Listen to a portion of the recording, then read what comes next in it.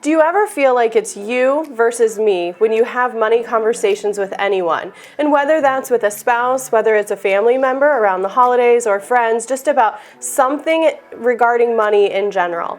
And I want to share why I think this might be and maybe some things that could help this, especially when it's you and your spouse and you're trying to make progress, not necessarily in times where you're trying to be right about a conversation. So if you think about how, when you're typically having a conversation with your spouse, about money, you may sit down to put all the numbers out. You may be sitting at the kitchen table or your office at home, and you're just going through looking at the numbers, and something comes up. That could be my debt. Maybe there was something you brought into the marriage, and now it could be 5-10 years later and you're still paying off those student loans, and so you kind of call that was my debt. That's what I brought to the marriage.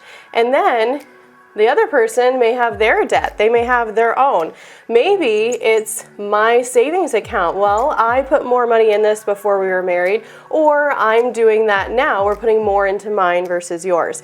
And you can quickly see how your thing versus my thing can really become a battle. And so one of the reasons when you add someone else to the equation, so just a third party, to where it's no longer you against each other, but now it's you times two of you sitting on the same side of the table, and now you're talking with someone else who can have an objective opinion and tell you this is the right answer. So I want to explain one example. Was a couple where they had credit card debts and student loan debts. And I think one of the things that was really driving the person who had the student loan debt to really want to pay that off was because they felt the weight of, this was what I brought to the marriage, and I really just want to be done with that so that we can move forward, so there's nothing in our marriage where I feel like that was me and that was a mistake I made or something I need to take care of. So in this example, we were able to say, what's the interest rate for the credit cards, for the student loan? And this could be at any stage in your life. It doesn't have to be when you're just starting out. Someone to help you, so whether an advisor, that's what we do, is to just help sit down, look at the objective reasons of why you would want to take care of your thing versus my thing, whose personal debt needs to be taken care of, or what that is.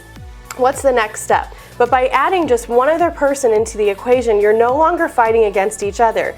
You have someone else saying, here's the objective reasons why this is the next best step. And instead of fighting, now you're starting to make progress. And now you move on to the next thing and the next thing, and you're working together. So just remember, it doesn't have to be you versus me, your thing versus my thing. You can actually work those things out pretty simply and start making progress together.